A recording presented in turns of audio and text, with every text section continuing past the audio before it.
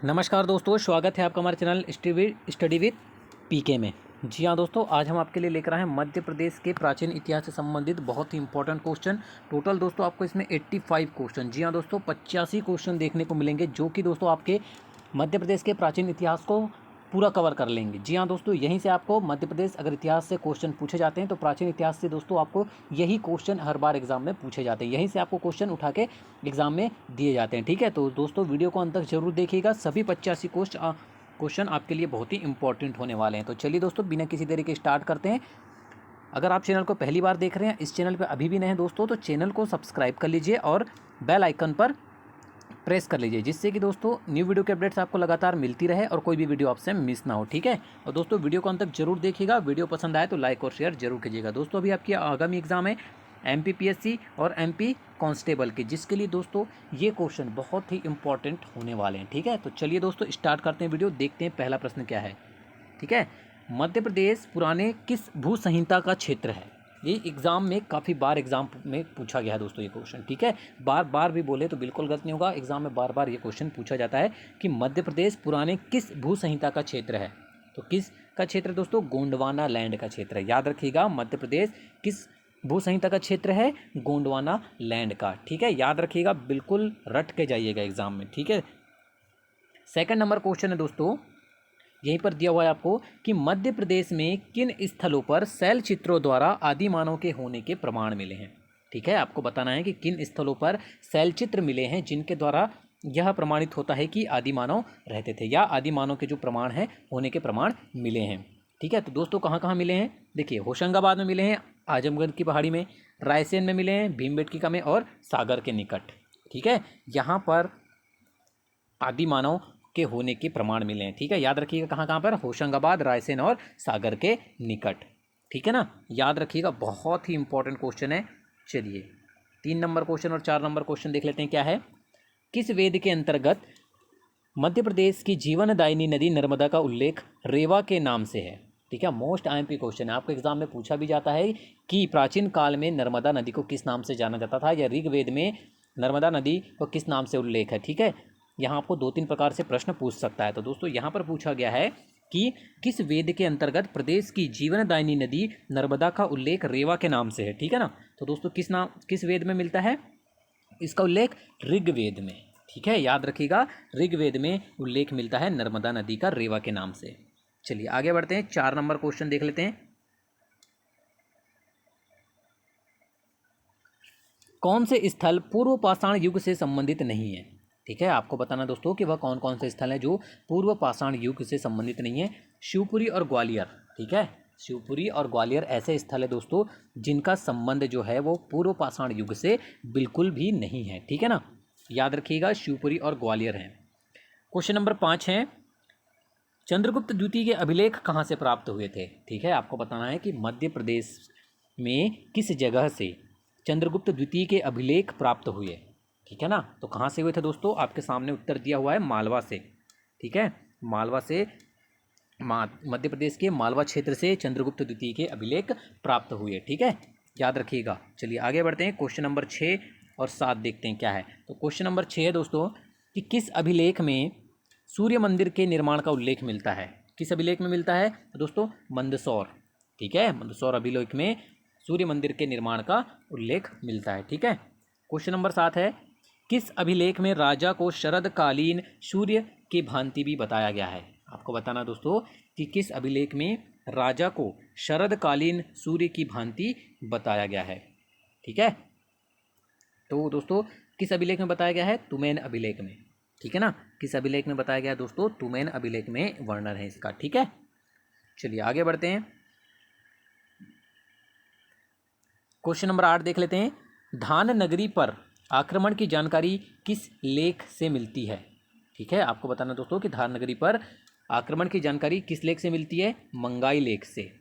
ठीक है, किससे मिलती है? मंगाई लेख से इसकी जानकारी मिलती है। क्वेश्चन नंबर 9 है, सती प्रथा का सर्वप्रथम उल्लेख मिलता है। मोस्ट IMP क्वेश्चन है दोस्तों, एग्जाम में बार बार रिपीट हुआ ये क्वेश्चन कि सती प्रथा का सर्वप्रथम वर्णन किस में मिलता है? तो दोस्तों एरन अभिलेख में इसका उल्लेख मिलता है। किसका? सती प्रथा का। ठीक है, और सर्वप्रथम उल्लेख मिलता है इसका। चलिए आगे बढ़ते हैं। 10 नंबर क्वेश्चन देख लेते हैं।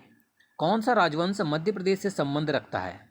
ठीक है, तो दोस्तों कौन सा राजवंश है? कलचुरी राजवंश है, ठीक है, जो मध्य प्रदेश से संबंध रखता है। क्वेश्चन नंबर 11 है, किस ग्रंथ में उल्लेख है कि बुद्ध काल में अवंती की राजधानी उज्जैनी थी? ठीक है, आपको बताना दोस्तों कि किस ग्रंथ में यह उल्लेख है कि बुद्ध काल में जो अवंती की राजधानी है वो उज्जैनी थी। तो दोस्तों पाली ग्रंथ में यह उल्लेख मिलता है। ठीक है, किसमें मिलता है? पाली ग्रंथ में यह उल्लेखित है कि बुद्ध काल में अवंती की राजधानी उज्जैनी थी। ठीक। क्वेश्चन नंबर 12 है, मंधाता नगर का संस्थापक कौन है? ठीक है, आपको बताना दोस्तों कि मंधाता नगर का संस्थापक कौन है। तो कौन है दोस्तों? मुचुकुंद। ठीक है, मंधाता शहर नगर का जो संस्थापक है वो मुचुकुंद है। ठीक है, क्वेश्चन नंबर 13 की ओर बढ़ते हैं।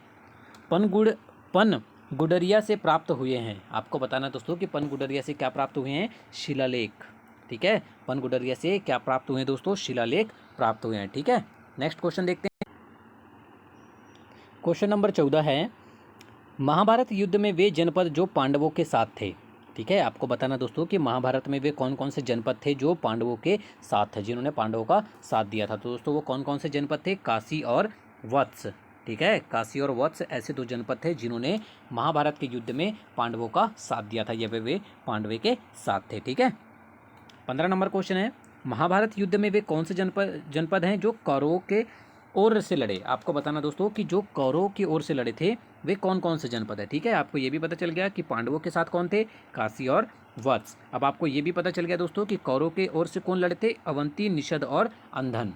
ठीक है, ये 3 जनपद थे जो कौरवों का साथ दिया था इन्होंने, या जो कौरवों के साथ थे या इनके तरफ से लड़ा था इनने। ठीक है, क्वेश्चन नंबर 16 है, हेलियोडोरस किस राजवंश के दरबार में आया था? ठीक है, मोस्ट आईएमपी क्वेश्चन है, एग्जाम में बार बार पूछा गया है ये कि हेलियोडोरस किस राजवंश के दरबार में आया था दोस्तों? शुंग वंश के दरबार में आया था। ठीक है, शुंग वंश के राज दरबार में आया था हेलियोडोरस। 7 वाहनों के शासन के साक्ष्य के रूप में क्या विशेष है? ठीक है, आपको बताना दोस्तों कि 7 वाहन के शासन के साक्ष्य के रूप में क्या विशेष है। तो दोस्तों क्या विशेष है? तांबे के सिक्के। ठीक है, जो कि 7 वाहन के शासन के साक्ष्य के रूप में बहुत ही विशेष है। ठीक है, याद रखिएगा, तांबे के सिक्के। किस शक शासक के सिक्के मध्य प्रदेश के मालवा क्षेत्र से प्राप्त हुए? ठीक है, आपको बताना है कि वह कौन सा शक शासक था, ठीक है ना, जिसके सिक्के मध्य प्रदेश के मालवा क्षेत्र से प्राप्त हुए। तो दोस्तों वो कौन था? भूमक। ठीक है, जिनके सिक्के मध्य प्रदेश के मालवा से प्राप्त हुए। पुराणों में पद्मावती को किसकी राजधानी बताया गया है? ठीक है, आपको बताना दोस्तों कि पुराणों में जो पद्मावती है इसको किसकी राजधानी बताया गया है? किनकी राजधानी बताया गया दोस्तों? नागवंश की राजधानी बताया गया है। किसे? पद्मावती को। ठीक है ना, याद रखिएगा। ठीक है, क्या हो जाएगा आपका उत्तर? नागवंश। नागवंश की राजधानी पद्मावती को बताया गया है। ठीक है, कहाँ? पुराणों में। मिनांडर के सिक्के कहाँ से मिले? अब आपको बताना है दोस्तों कि मिनांडर के सिक्के कहाँ से मिले, तो आपका आंसर हो जाएगा बालाघाट से। ठीक है, मिनांडर के जो सिक्के हैं वो बालाघाट से प्राप्त हुए थे। गुप्त शासक रामगुप्त के शासनकाल के सिक्के कहाँ से प्राप्त हुए? ठीक है, आपको बताना है कि गुप्त शासक जो रामगुप्त थे इनके शासनकाल के जो सिक्के हैं वो मध्य प्रदेश के किस क्षेत्र से मिले थे? विदिशा से। किस स्थान से मिले थे दोस्तों? विदिशा से प्राप्त हुए थे। किसके सिक्के? रामगुप्त के। ठीक है ना। चंद्रगुप्त द्वितीय के अभिलेख कहाँ से प्राप्त हुए? अब आपको बताना है कि चंद्रगुप्त द्वितीय के अभिलेख कहाँ से प्राप्त हुए दोस्तों? तो ये हुए थे मालवा क्षेत्र से। ठीक है, मालवा से प्राप्त हुए थे चंद्रगुप्त द्वितीय के अभिलेख। याद रखिएगा, 22 नंबर क्वेश्चन बहुत ही इंपॉर्टेंट है आपके एग्जाम के लिए। किस अभिलेख में सूर्य मंदिर के निर्माण का उल्लेख है? ठीक है, तो किस अभिलेख में दोस्तों? मंदसौर। ठीक है ना, ये क्वेश्चन पहले भी आ चुका है। किस अभिलेख में राजा को शरदकालीन सूर्य की भांति बताया गया है? तुमैन। ठीक है, तुमैन अभिलेख में। मध्य प्रदेश के किस अभिलेख में गुप्त वंश को घटोत्कच मंच कहा गया है? और मोस्ट आईएमपी क्वेश्चन है। ठीक है, मध्य प्रदेश के किस अभिलेख में गुप्त वंश को घटोत्कच मंच कहा गया है? तो दोस्तों वो कौन सा अभिलेख है? सुपिया अभिलेख में। ठीक है, सुपिया अभिलेख में गुप्त वंश को घटोत्कच मंच कहा गया है। ठीक है, किस वंश की राजधानी त्रिपुरी है? काफ़ी बार एग्जाम में पूछा गया दोस्तों, किस वंश की है? कलचुरी वंश की राजधानी त्रिपुरी है। ठीक है, याद रखिएगा। डॉक्टर एच डी सांकलिया ने मध्य प्रदेश के किन स्थानों से सिंधु घाटी सभ्यता की खोज की? ठीक है, आपको बताना है कि डॉक्टर एच डी सांकलिया ने मध्य प्रदेश के किन स्थानों से सिंधु घाटी सभ्यता की खोज की। तो दोस्तों किन स्थानों से की थी? महेश्वर नावदा टोली से। ठीक है, महेश्वर नावदा टोली से डॉक्टर एच डी सांकलिया ने मध्य प्रदेश इस सिंधु घाटी सभ्यता की खोज की थी। ठीक है, सती प्रथा का सर्वप्रथम उल्लेख किसमें मिलता है? एरन अभिलेख में मिलता है। यह क्वेश्चन भी पहले आ चुका है दोस्तों। चंदेल वंश के संस्थापक कौन थे? आपको बताना है कि चंदेल वंश के शासक कौन थे दोस्तों? नन्नुक। ठीक है, नन्नुक ही चंदेल वंश के शासक थे। याद रखिएगा, एग्जाम में पूछा गया क्वेश्चन है ये। ठीक है, जितने भी क्वेश्चन है दोस्तों सब एग्जाम में पूछे जा चुके हैं। मध्य प्रदेश के परमार राजवंश से संबंधित ग्रंथ है। आपको बताना दोस्तों कि मध्य प्रदेश के परमार राजवंश से संबंधित ग्रंथ कौन कौन से हैं। तो दोस्तों कौन कौन से हैं? नव सहसांक चरित और उदयपुर प्रशस्ति। ठीक है, ये परमार राजवंश से संबंधित ग्रंथ है। ठीक है ना। हिंगलाजगढ़ मध्य प्रदेश के किस जिले में स्थित है? अब आपको बताना है दोस्तों कि हिंगलाजगढ़ मध्य प्रदेश के किस जिले में स्थित है। मोस्ट आईएमपी क्वेश्चन एग्जाम में बार बार ये क्वेश्चन रिपीट होता है कि हिंगलाजगढ़ जो है वो मध्य प्रदेश के किस जिले में स्थित है। तो दोस्तों किस जिले में है? मंदसौर जिले में स्थित है। ठीक है ना, किस जिले में स्थित है? मंदसौर जिले में स्थित है हिंगलाजगढ़। चलिए 32 नंबर क्वेश्चन है, भरहुत स्तूप की खोज किसने की थी? मोस्ट आईएमपी क्वेश्चन है दोस्तों ये। भरहुत स्तूप की जो खोज है वो कनिंगम के द्वारा की गई थी। ठीक है, किसके द्वारा की गई थी भरहुत स्तूप की खोज? कनिंगम के द्वारा। नरेश मंधाता के पुत्र जिन्होंने गंधर्वों को हराया। ठीक है, आपको बताना दोस्तों कि नरेश मंधाता के वो पुत्र जिन्होंने गंधर्वों को हराया था वो कौन थे? पुरुकुत्स। ठीक है, कौन थे दोस्तों? वो पुरुकुत्स जिन्होंने गंधर्वों को हराया था। और ये किसके पुत्र थे? नरेश मंधाता के। ठीक है, 34 नंबर क्वेश्चन है, प्राचीन ग्रंथ के अनुसार किस राजा के साथ रेवा का विवाह हुआ था? ठीक है, आपको बताना है कि प्राचीन ग्रंथ के अनुसार किस राजा के साथ रेवा का विवाह हुआ था। तो दोस्तों किसके साथ हुआ था रेवा का विवाह? पुरुकुत्स के साथ हुआ था, जो कि नरेश मंधाता के पुत्र थे। ठीक है, जिन्होंने गंधर्वों को हराया था, उन्हीं के साथ रेवा का विवाह हुआ था। ठीक है ना। किस नरेश ने नर्मदा के तट पर मंधाता नगरी को बसाया? मोस्ट आईएमपी क्वेश्चन है, आपको बताना है कि किस नरेश ने नर्मदा के तट पर मंधाता नगरी को बसाया था। ठीक है, तो दोस्तों वो कौन से राजा थे? राजा मुचकुंद। ठीक है, जिन्होंने नर्मदा के तट पर मंधाता नगरी को बसाया था।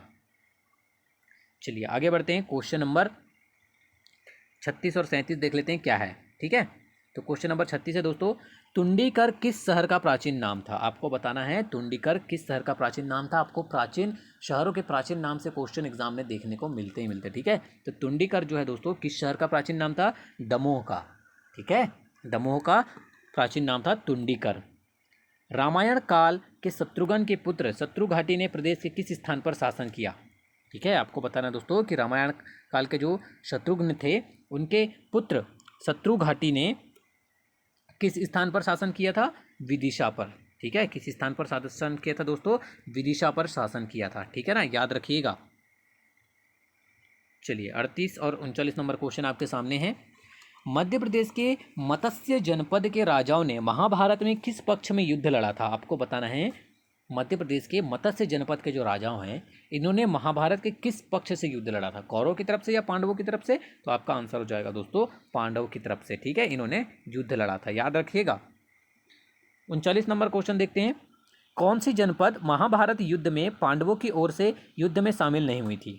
ठीक है, तो दोस्तों वो कौन सी जनपद थी जो पांडवों की ओर से शामिल नहीं हुई थी? नील। ठीक है, महिष्मती जनपद जो है महाभारत के युद्ध में पांडवों की ओर से शामिल नहीं हुई थी, याद रखिएगा। ठीक है ना। चलिए 41 नंबर क्वेश्चन है, महाजनपद काल की 16 जनपदों में से एक बहुत ही बड़ी महाजनपद अवंती थी जिसकी एक राजधानी उज्जैनी थी तथा दूसरी कौन थी? मोस्ट आईएमपी क्वेश्चन है। ठीक है, आपको यहाँ पूछा गया है कि महाजनपद काल की जो 16 जनपद थे उसमें एक सबसे बड़ी या बहुत बड़ी महाजनपद अवंती थी। ठीक है, जिसकी एक राजधानी तो उज्जैनी थी और दूसरी राजधानी क्या थी दोस्तों? महिष्मती। ठीक है, दूसरी राजधानी क्या थी? महिष्मती थी। ठीक है ना, याद रखिएगा। 42 नंबर क्वेश्चन है दोस्तों, मध्य प्रदेश का क्रमबद्ध इतिहास किस काल से प्राप्त होता है? आपको बताना है कि मध्य प्रदेश का क्रमबद्ध इतिहास किस काल से प्राप्त होता है तो किस काल से होता है दोस्तों? क्रमबद्ध इतिहास कहा गया है, ठीक है ना, यहाँ मौर्य काल से। ठीक है, मध्य प्रदेश का जो क्रमबद्ध इतिहास है वो मौर्य काल से प्राप्त होता है, ठीक है ना, याद रखिएगा। चलिए आगे बढ़ते हैं। 43 नंबर क्वेश्चन है, उज्जैन और कसरावद के स्तूप, ठीक है, उज्जैन और कसरावद के स्तूप, सांची एवं भरूच का स्तूप आदि का निर्माण किस वंश के शासकों ने कराया था? बहुत ही अच्छा क्वेश्चन है, आपको यहाँ 4 क्वेश्चन के आंसर मिल गए। उज्जैन का स्तूप, कसरावद का स्तूप, ठीक है, सांची एवं भरूच का स्तूप का निर्माण किस वंश के शासकों ने कराया था? तो आपको रटा हुआ होना चाहिए, मौर्य वंश के शासकों द्वारा इनका निर्माण कराया गया था, ठीक है ना। चलिए 44 नंबर और 45 नंबर क्वेश्चन आपके सामने है। सबसे पहले देखते हैं 44 नंबर, भरहुत के विश्व प्रसिद्ध स्तूप का निर्माण कार्य मौर्य काल में हुआ, वर्तमान में यह किस जिले में स्थित है? ठीक है, अब आपको देखिए यहाँ पर 2 क्वेश्चन के आंसर यहाँ भी मिल गए कि भरहुत जो विश्व प्रसिद्ध स्तूप है जिसका निर्माण मौर्य काल में हुआ और यह किस जिले में स्थित है? तो दोस्तों सतना जिले में स्थित है, ठीक है, ये भी आपको पता होना चाहिए। बहुत ही अच्छे क्वेश्चन है, ऐसे ही क्वेश्चन दोस्तों एग्जाम में पूछ लिए जाते हैं और आंसर कुछ लोगों के द्वारा नहीं बनता है, ठीक है ना, या उन्हें याद नहीं रहता है। तो दोस्तों हमारे इस मॉडल पेपर के थ्रू हम आपके सामने प्राचीन इतिहास के मोस्ट IMP क्वेश्चन लेकर आए हैं, जिससे कि दोस्तों आप ये क्वेश्चन जो है आपको एग्जाम में बहुत ही हेल्पफुल होंगे, ठीक है। 45 नंबर क्वेश्चन देख लेते हैं दोस्तों, क्या है, हेलियोडोरस द्वारा बनाया गया गरुड़ स्तंभ मध्य प्रदेश के किस स्थान पर अवस्थित है? ठीक है, अब आपको यहाँ पर फिर 2 क्वेश्चन के आंसर मिल गए कि गरुड़ स्तंभ जो है वो हेलियोडोरस द्वारा बनाया गया है और ये किस स्थान पर अवस्थित है? तो विदिशा में स्थित है, ठीक है। क्या? गरुड़ स्तंभ, जो किसके द्वारा बनाया गया? हेलियोडोरस के द्वारा, ठीक है। चलिए 46 नंबर और 47 नंबर क्वेश्चन आपके सामने है। 46 नंबर क्वेश्चन देख लेते हैं, क्या है, शुंग वंश के प्रतापी शासक पुष्यमित्र शुंग ने किस स्थान पर शासन किया? ठीक है, आपको बताना है कि शुंग वंश के जो प्रतापी शासक हैं पुष्यमित्र शुंग, इन्होंने किस स्थान पर शासन किया है? तो किस स्थान पर किया है दोस्तों? विदिशा, ठीक है, विदिशा पर शासन किया है। 47 नंबर क्वेश्चन है, उदयगिरी की विश्व प्रसिद्ध गुफाएं एवं तिगवा के मंदिरों का निर्माण किस वंश के शासकों ने करवाया था? ठीक है, उदयगिरी की विश्व प्रसिद्ध गुफाएं, ये एक क्वेश्चन हो गया, और तिगवा के मंदिरों का निर्माण, ये 2 क्वेश्चन हो गए। दोनों का है निर्माण किस वंश के शासकों ने कराया था दोस्तों? गुप्त वंश के शासकों ने कराया था, याद रखिएगा। आपको एग्जाम में उदयगिरी की गुफाओं का निर्माण भी पूछा जा सकता है और तिगवा के मंदिरों का निर्माण भी, तो दोनों का निर्माण किस वंश के शासकों ने कराया था? गुप्त वंश के शासकों ने करवाया था, ठीक है ना। चलिए आगे बढ़ते हैं, 48 नंबर क्वेश्चन देख लेते हैं, क्या है, प्राचीन काल के मेकल क्षेत्र को वर्तमान में किस नाम से जाना जाता है? ठीक है, मेकल क्षेत्र जो है प्राचीन काल का, उसको वर्तमान में किस नाम से जाना जाता है? अमरकंटक क्षेत्र के नाम से जाना जाता है, ठीक है।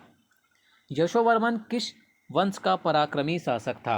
आपको बताना है कि यशोवर्मन जो थे वे किस वंश के पराक्रमी शासक थे। तो किस वंश के शासक थे दोस्तों? चंदेल वंश के शासक थे, ठीक है, यशोवर्मन, याद रखिएगा।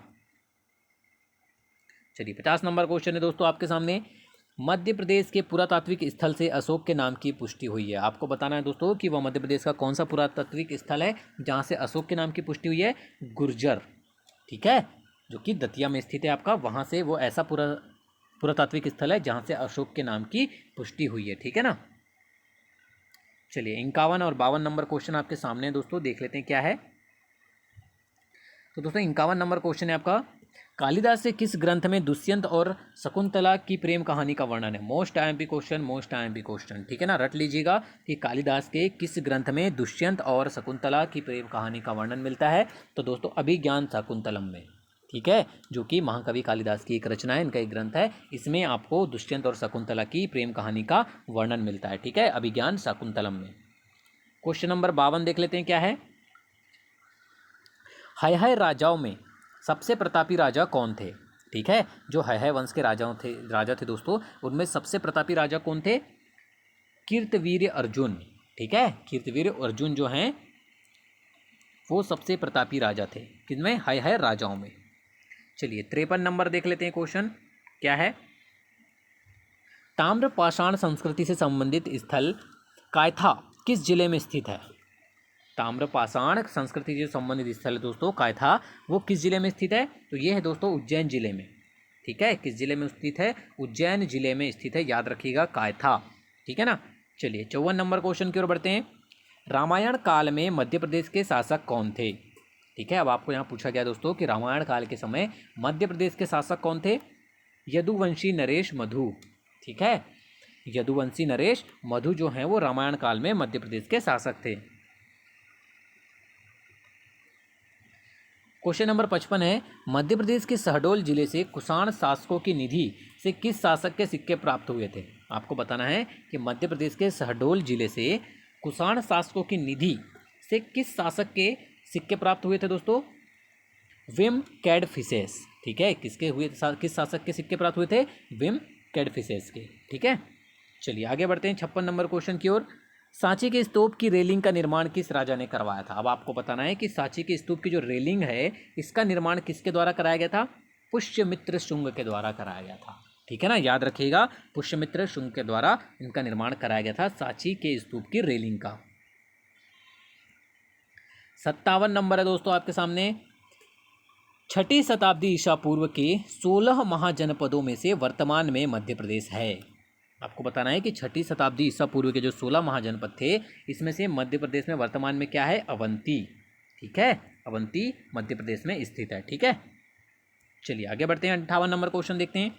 मौर्य के पश्चात किस वंश के शासकों का शासन वर्तमान में मध्य प्रदेश पर नहीं था? ठीक है, आपको बताना है दोस्तों कि मौर्य शासक के पश्चात वह कौन से शासक थे जिनका शासन वर्तमान मध्य प्रदेश में नहीं था? तो वो थे दोस्तों कुषाण वंश के शासक जिनका जो शासन है वो मध्य प्रदेश में नहीं था। किसके पश्चात? मौर्य के पश्चात। मध्य प्रदेश के किस शहर को अवंती के नाम से जाना जाता है? वो है दोस्तों उज्जैन शहर। ये भी एग्जाम में बार बार पूछा जाता है कि अवंती किस शहर को कहा जाता है, तो वो है उज्जैन शहर। ठीक है, उज्जैन शहर का ही प्राचीन नाम अवंती था। एरण के एक विशालकाय वराह मूर्ति पर किस शासक के प्रथम वर्ष के शासनकाल का उल्लेख है? मोस्ट आईएमपी क्वेश्चन है दोस्तों। ठीक है, क्वेश्चन नंबर 60 कि एरण के एक विशालकाय वराह मूर्ति पर किस शासक के प्रथम वर्ष का शासनकाल का उल्लेख है? तो वह है दोस्तों तोरमाण। ठीक है, किस शासक के प्रथम वर्ष का शासनकाल का उल्लेख है? तोरमाण के। चलिए 61 नंबर क्वेश्चन देख लेते हैं। मध्य प्रदेश का कौन सा स्थल मौर्य सम्राट अशोक से संबंधित नहीं रहा है? तो दोस्तों वो कौन सा स्थल है? सागर। ठीक है, वह स्थल है आपका सागर जो कि मौर्य सम्राट अशोक से संबंधित नहीं है।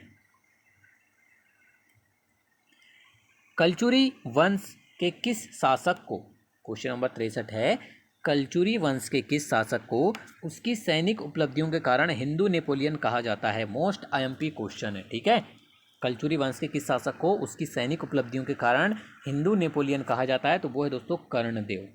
ठीक है, कौन है वो? कर्णदेव है, याद रखिएगा। उज्जैन में स्थित वैश्य टेकरी स्तूप का निर्माण किस शासक ने करवाया?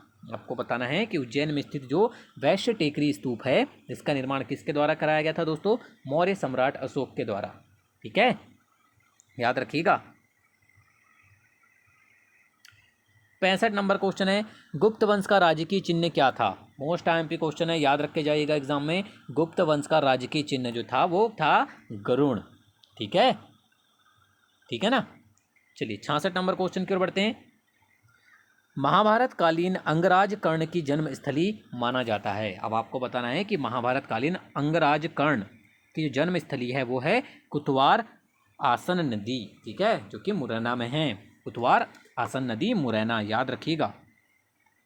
राजा मुचकुंद की गुफा कहाँ पर स्थित है? मोस्ट आईएमपी क्वेश्चन है, क्वेश्चन एग्जाम में पूछा जा चुका है क्योंकि राजा मुचकुंद की गुफा कहाँ पर स्थित है दोस्तों? मुरैना में।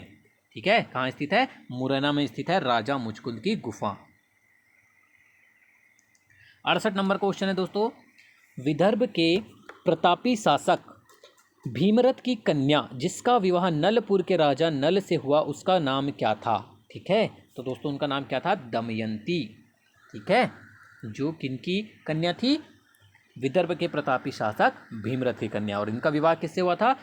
नलपुर के राजा नल से हुआ था। ठीक है, नेक्स्ट क्वेश्चन देखते हैं। 69 नंबर क्वेश्चन है दोस्तों, बिंदुसार के शासनकाल में सम्राट अशोक कहाँ पर 11 वर्षों तक कुमारपाल रहे? ठीक है, आपको बताना दोस्तों कहाँ रहे? उज्जैनी में। ठीक है, याद रखिएगा। 70 नंबर क्वेश्चन है, शुभ शासक सुख शासक है दोस्तों, ये शक शासक। ठीक है ना, जो शक वंश के शासक थे सुंग वंश के शासक थे, ठीक है ना, पुष्यमित्र, ठीक है। सुंग शासक, ये सुंग है, सुंग शासक पुष्यमित्र ने अपने पुत्र अग्निमित्र को कहाँ का शासक बनाया था? तो दोस्तों जो पुष्यमित्र शुंग थे, जो कि सुंग वंश के शासक थे, इन्होंने अपने पुत्र अग्निमित्र को विदिशा का शासक बनाया था, ठीक है ना।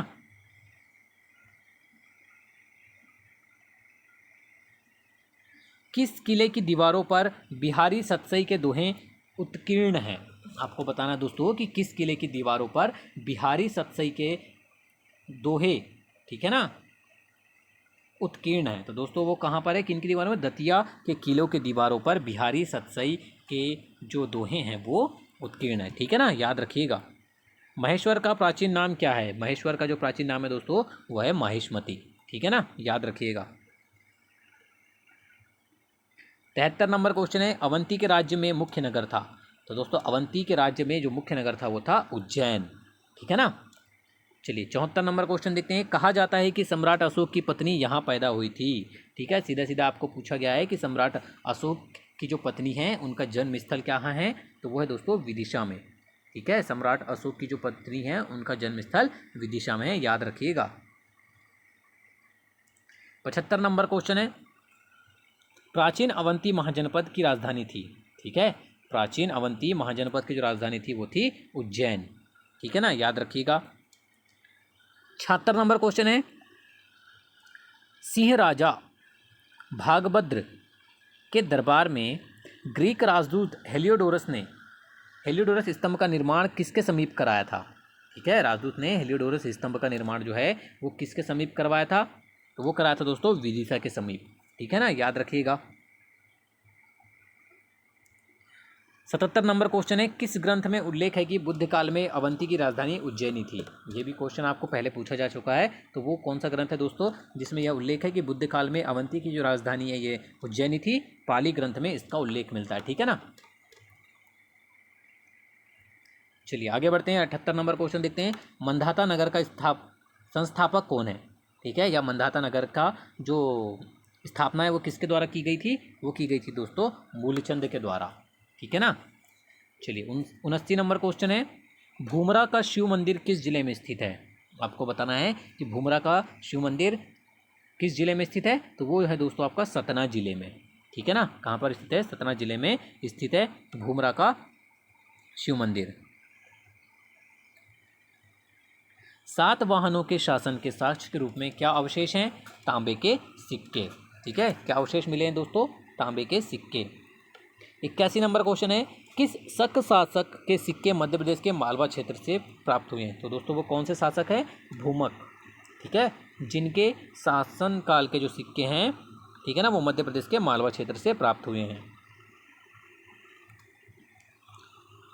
बांधवगढ़ किस वंश की राजधानी थी? आपको बताना दोस्तों कि बांधवगढ़ किस वंश की राजधानी थी? तो दोस्तों किस वंश की राजधानी थी बांधवगढ़? महाराजा वंश की, ठीक है ना। चलिए 83 नंबर क्वेश्चन देख लेते हैं दोस्तों। आज हम कुल 85 क्वेश्चन देखेंगे, जिसमें 83 नंबर क्वेश्चन है, मध्य प्रदेश के शिवपुरी जिले की नरवर को किसने स्थापित किया था? ठीक है, तो दोस्तों किसने किया था शिवपुर जिले की नरवर को? ये किया था दोस्तों राजा नल ने, ठीक है, किसने किया था? राजा नल ने। रामगुप्त के शासनकाल के सिक्के कहाँ से प्राप्त हुए थे? तो दोस्तों रामगुप्त के शासनकाल के जो सिक्के हैं वो विदिशा से प्राप्त हुए थे, ठीक है ना। कहाँ से प्राप्त हुए थे? विदिशा से प्राप्त हुए थे। आगे बढ़ते हैं, 85 नंबर क्वेश्चन देखते हैं। चंद्रगुप्त द्वितीय के अभिलेख कहाँ से प्राप्त हुए? दोस्तों चंद्रगुप्त द्वितीय के जो अभिलेख हैं वो मालवा क्षेत्र से प्राप्त हुए हैं, ठीक है ना, याद रखिएगा कहाँ से प्राप्त हुए हैं? मालवा से। वीडियो को दोस्तों अंत तक देखने के लिए धन्यवाद। वीडियो पसंद आई हो तो लाइक और शेयर जरूर कीजिएगा, और दोस्तों इसी तरह की लगातार वीडियो पाने के लिए हमारे चैनल को सब्सक्राइब जरूर कीजिएगा। धन्यवाद।